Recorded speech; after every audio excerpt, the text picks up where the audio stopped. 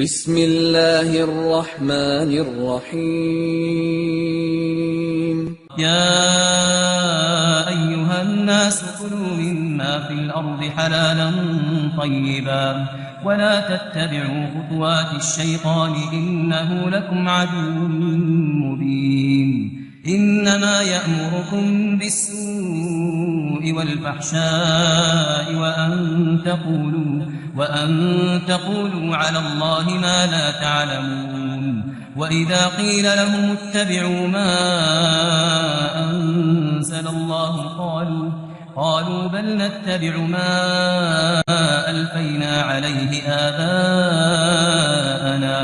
أولو كان آباؤهم لا يعقلون شيئا ولا يهتدون ومثل الذين كفروا كمثل الذي ينعق بما لا يسمع إلا دعاء ونداء صم بكم عمي فهم لا يعقلون يا أيها الذين آمنوا كلوا من طيبات ما رزقناكم واشكروا لله إن كنتم إياه تعبدون إنما حرم عليكم الميتة والدم ولحم الخنزير وما أهل به لغير الله فمن اضطر غير باغ ولا عاد فلا إثم عليه إن الله غفور رحيم إن الذين يكتمون ما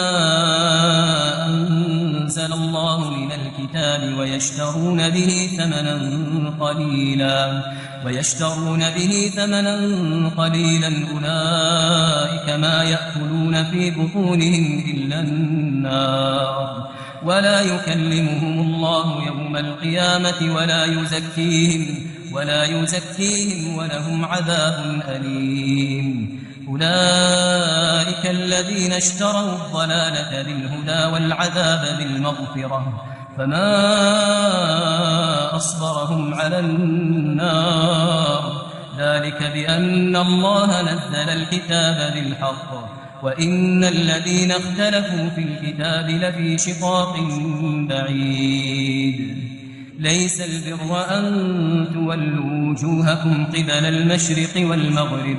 ولكن البر من آمن بالله واليوم الآخر والملائكة والكتاب والنبيين وآتى المال على حبه ذوي القربى واليتامى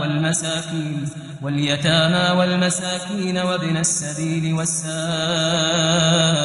وفي الرقاب وأقام الصلاة وآتى الزكاة والموفون بعهدهم إذا عاهدوا والصابرين في البأساء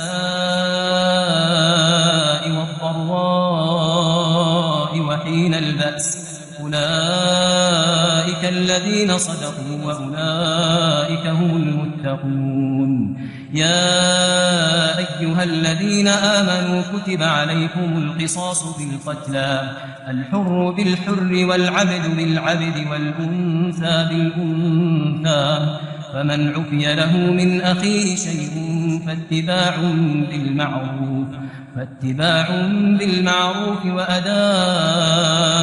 إليه بإحسان ذلك تخفيف من ربكم ورحمة فمن اعتدى بعد ذلك فله عذاب أليم ولكم في القصاص حياة يا أولي الألباب لعلكم تتقون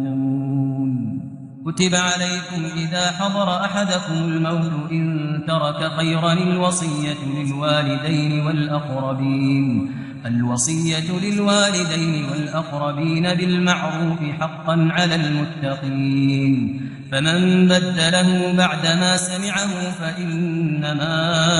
إثمه على الذين يبدلونه إن الله سميع عليم فمن خاف من موص جنفا أو إثما فأصلح بينهم فلا